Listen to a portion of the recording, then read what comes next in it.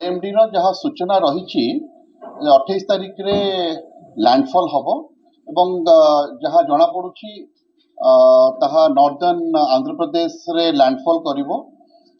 तेणु से परिप्रेक्षी रे 28 तारिख 29 तारिख 30 तारिख रे बहुत वर्षा हबार संभावना अच्छी।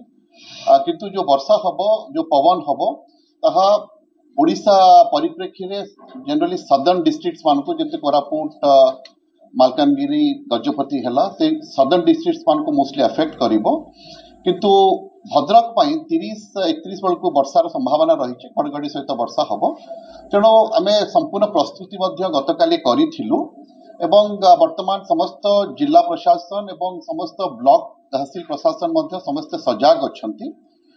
कारण आम जो काली संध्या 6टा बेले जो विस्तृत भाव आलोचना करूँ समस्त लाइन डिपार्टमेंट्स से माने सजग रही एवं समस्त प्रस्तुति से माने करिथिले।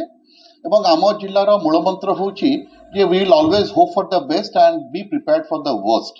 तेणु आम सब बेले से निजको प्रस्तुत रखुचु। आस्ते आस्ते आप जानती कि आम जिले में 106टी बात्या आश्रयस्थल अच्छी।